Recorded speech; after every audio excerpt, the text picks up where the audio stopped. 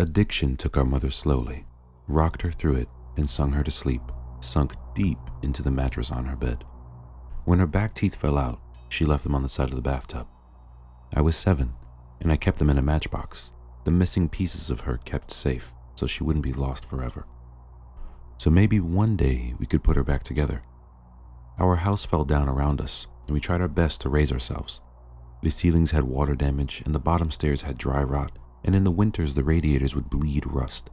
But it was still our house, and Annie made it a home. Good night, Tales. Hello guys, and welcome to this scary r/nosleep story. This is a good one, carefully curated for you, so sit back, relax, and enjoy the story. My sister Annie mothered me, with lopsided band-aids on bruised knees and lukewarm microwave meals. She told me ghost stories and didn't mind when I crawled into her bed later on, too scared to sleep alone. She taught me to dance, barefoot on the living room carpet, music channel on full volume on the TV, shaking our hips before they were fully grown. She always let me shower first so the water was hot, never complaining when she had to make do with the cold. She brushed my hair every day before school, even when I screamed and hit her when she caught the tangles. Annie was dark-haired like her father, whoever he had been, but I was blonde. Annie was desperate to be blonde too, like Marilyn Monroe, like Mom. I think she thought it would make them closer, remind Mom less of her dad. I'd give anything for her to have her hands in my hair one more time, even if it hurt. She moved to New York when I turned 18 and never came back. I still dream about her sometimes. Keeping up with our mother was impossible, and we learned from a young age we would always be left behind. It didn't make it any easier. When she was drinking light, she would wake us up at 3 a.m. with pancakes, dripping in cherry syrup.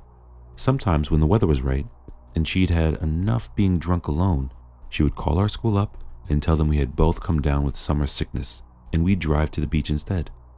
I remember being 9 years old in the backseat of the car coming home after one of our ocean days, sucking the salt from my fingers.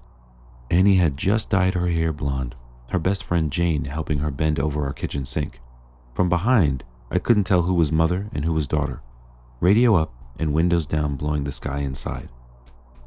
When she was drinking heavily, she'd be out all night, hair piled up like a beauty queen, eyes glazed over and ringed with glitter and black. Sometimes she'd be gone a day or two. She would never tell us when. One day, we'd just wake up to an empty house and the fridge packed full. Post-it note on the front with a smear of Mom's lipstick in the outline of a kiss, telling us she'd be back soon.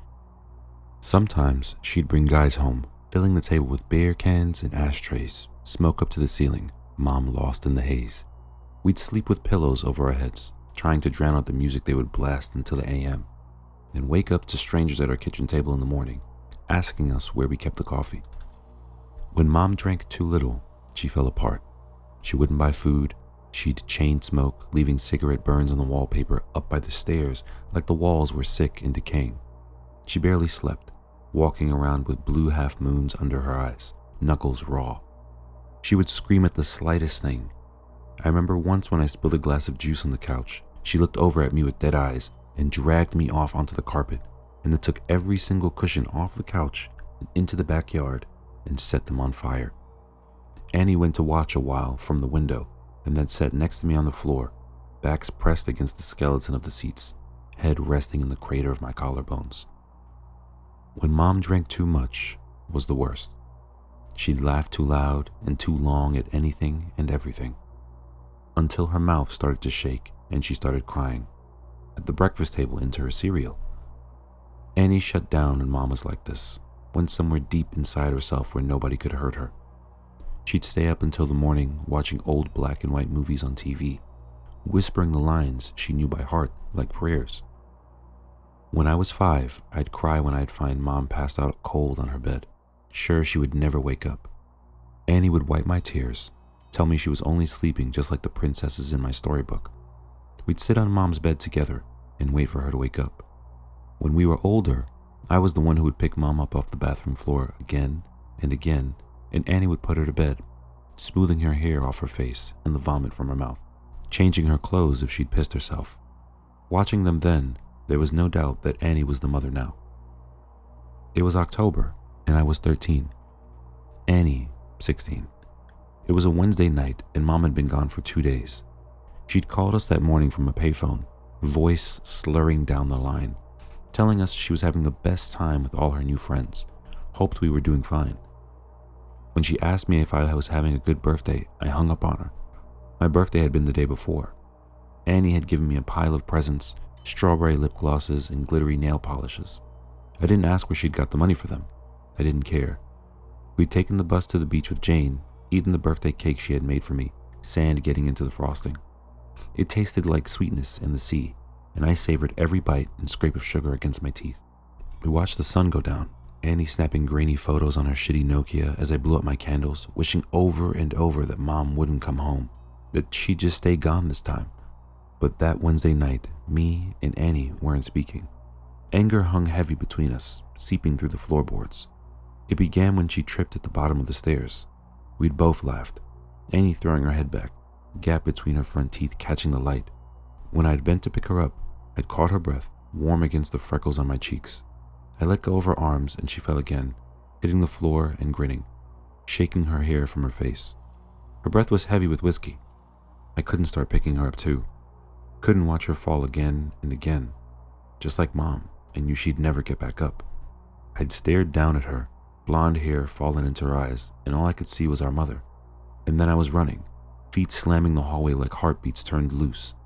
I'd run for the kitchen and tipped every bottle we had down the sink, shoving Annie back as she fought to stop me, catching liquor on her fingers as it fell. She grabbed my shoulders and made me drop the very last bottle. It smashed between us on the floor, glass shards shining like we'd dragged the stars out of the sky and broken them, pieces we could never put back. Outside, through the open windows, the sky turned pale gold, clouds a mess of pink and cream smeared across the horizon. I cried then, watching Annie on her knees picking up the pieces. That was Annie, always trying to fix things even when it was too late. The smell of food dragged me from my room, stomach-turning traitor inside my ribcage. Annie was cooking pasta, real food not made in a microwave. She'd set the table, Tammy Wynette singing softly from the CD player. Annie gently swaying her hips as she stirred the tomato sauce, rich and warm. As we ate in silence, with every bite, I forgave her. Mom never cooked dinner, or remembered my favorite was spaghetti ever since I was a kid, or stayed sober long enough to sit up at a table. Annie wasn't Mom. We were washing the dishes when we first heard it. A moth was crawling down the inside of the pane, and I cracked the window to let it out into the dark. From the backyard came a faint sound. I tilted my head to listen as it was coming from far off. Crying. I figured it was Micah, the 2-year-old next door, having a tantrum loud enough for us to catch. Or maybe even Lucky Strike, the cat that junkies down the street, begging for food like he sometimes did. I always wanted to feed him when he came around, winding over my ankles, but Annie always stopped me, saying once you started giving, they never stopped taking. Looking back, I don't think she was talking about the cat. Annie flipped the Christmas lights strung up around the porch, and we sat on the plastic beach chairs watching the skies. When we were little, we'd sit outside, and Annie would tell me the names of all the constellations and the stories of how they came to be hung up in the night sky. I had to grow up before I realized she made them all up as she went along. It was a game we still like to play now, making up ridiculous stories for the shapes we could pick out. Ah yes, that one there is the Coors Light. It got there when God dropped it out of his convertible window and never picked it up, she said, nodding sagely and hiding her smile. Of course, I said, waving my hands and pointing up past the power lines, right next to the ashtray left there by angels on the smoke break. Yeah, they say if you wish on it, all your dreams will come true, said Annie, grinning. She stopped laughing, voice quieter, face tilted up to all those dead stars. Let's wish, Emmy. Let's wish. So we did. The sound of crying interrupted us. It was closer this time and definitely human. We turned to each other confused. Annie shrugged and I squinted out into the black. It sounded like a baby, lost and tired and alone. It must be Micah, I said, slowly getting to my feet. Maybe he walked around the back? Shit, do you want to call Connie and tell her we'll bring him over? Annie didn't reply, and I sighed, rolling my eyes. Guess I'll do everything then. I stepped off the porch, grass soft against my heels. The air smelled like it might rain, fresh and clean and growing. A promise unfulfilled. Em. Annie's voice was strained. I turned to her, smiling. It died on my face when I saw the look on her own. Em, get inside now. She was staring out into the dark, past me, opening the door with one hand behind her, fingers fumbling on the catch. I froze, barefoot in the dirt. I'd found what she was looking at. In the bushes by the back fence was a person, crouched with their knees tucked up neat under the chin, arms wrapped around legs. Their mouth hung wide, softly opening and closing as he cried, like a child lost in the dark. Not like a child, but a someone pretending, mimicking the sound, opened and closed out in the blackness. Suddenly they straightened, snapping upright face, still hidden by the black. They were tall and thin, too thin to be a normal person. Panic made me move, animal instincts left over from the days we lived up in the trees carrying me forward. I was faster than Annie, dragging her inside and slamming the door behind us, hearing it bounce on its hinges as I locked it. We watched as the person slowly walked towards the house, steps deliberate and long. Annie reached for my hand, holding me tight, and turned me to face her, holding my shoulders. "Don't turn around, Emmy. Don't turn around." Instinctively, I started to look over my shoulder out into the darkness. Annie grabbed my face hard and shook her head. I knew then she was serious. Her voice cracked, and she cleared her throat, gripping my hand tight enough to hurt, nails digging in, grounding herself. I looked down at her fingers, interlocked, both of us grown from the same bones. "I'm gonna call the cops and everything is going to be..." Her voice faltered, stuttering. Tears spilled over her lashes, dripping like the promise of rain. Annie never cried. "Your phone's on the porch," she whispered, and bile crawled its way up my throat. Her phone was upstairs, charging. A soft tap, tap, tapping filled the silence. Annie turned to the window, eyes white, showing her eyes were so wide. It was the sound of someone's forehead against the glass, slowly, over and over. They started to speed up, faster and harder, skin meeting glass until they were slamming into the window hard enough to shake the panes.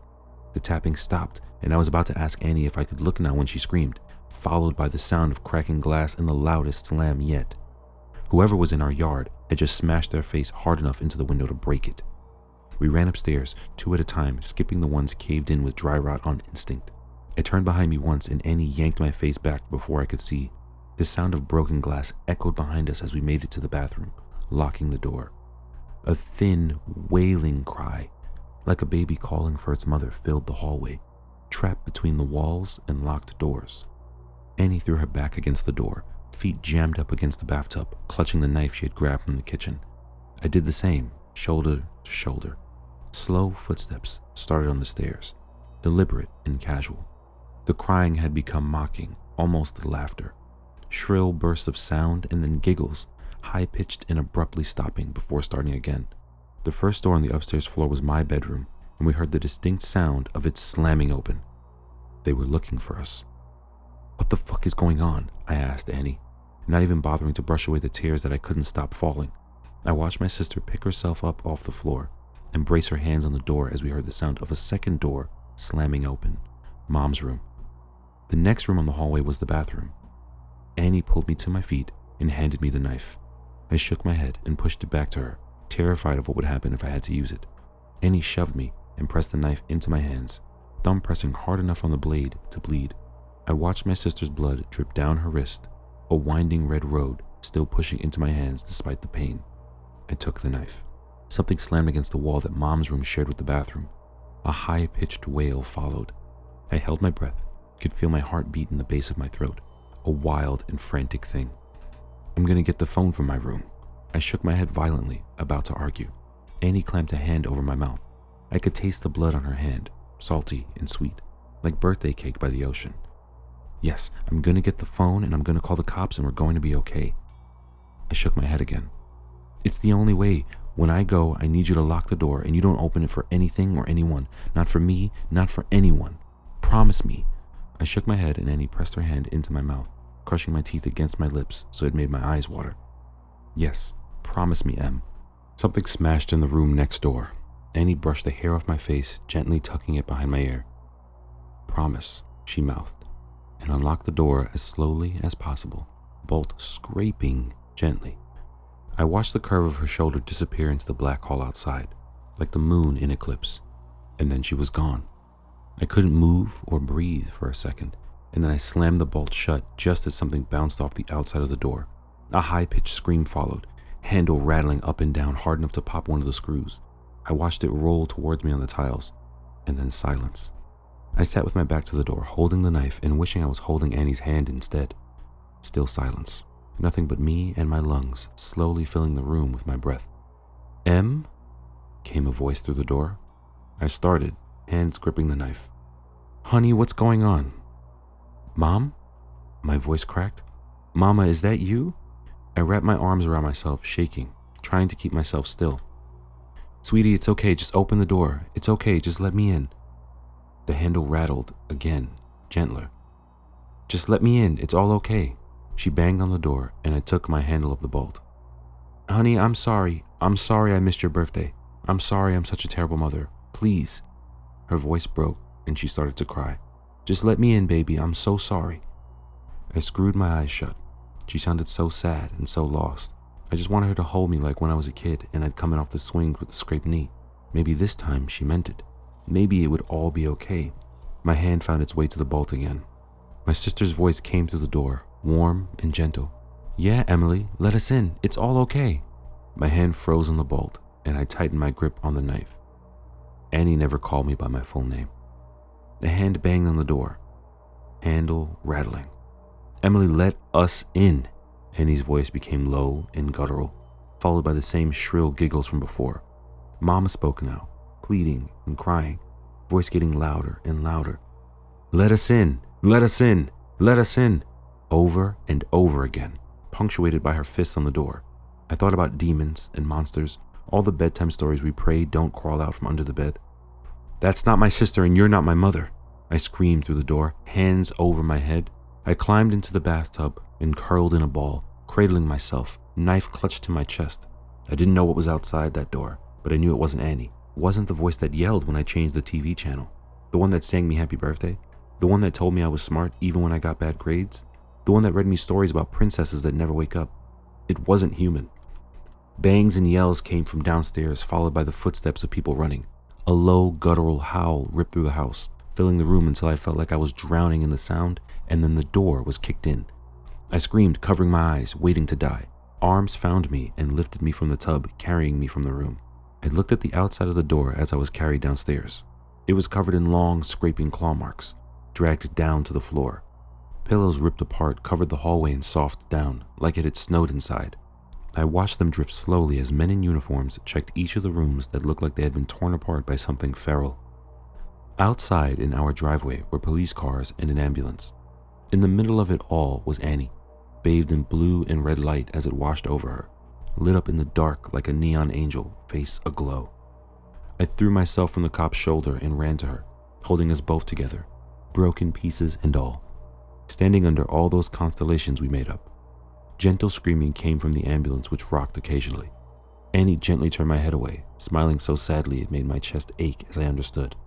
Turns out there was no demon, no wild animal or bad men trying to break in. Just Mom, out of her mind on booze and drugs and everything in between, coming to the end of a week-long binge. Something had finally broken inside her head, and this time we couldn't put her back together no matter how hard we tried. Sometimes you fall one last time and you never get back up. Annie had seen her in the garden, blood dribbling from her mouth, track marks bulging on her forearms like unmapped roads, rail thin and desperate for one more hit, one more fix. She'd searched the kitchen for all the drink I'd thrown away, and when she hadn't found it, had come to hunt for the stash she hid in the bathroom. She hadn't wanted me, just the drugs on the other side of the door. She was so high she could mimic Annie's voice almost perfectly. Turns out the real monsters are the ones that eat you alive slowly. The kind that come in a bottle, or a needle, or at the end of a long list of reasons why you can't get out of bed in the morning. Sometimes the monsters are the ones that raise you or love you the most, but it's up to you if you let them in. Alright, so that's the end of this scary No Sleep story. Let me know if you enjoyed it, and make sure to like the video if you did. Also, make sure to comment if you want to hear more of these types of stories. Also, if you're liking what you're hearing, make sure to subscribe and turn on the notification bell. It really helps the channel a lot and helps you stay updated on the latest scary stories.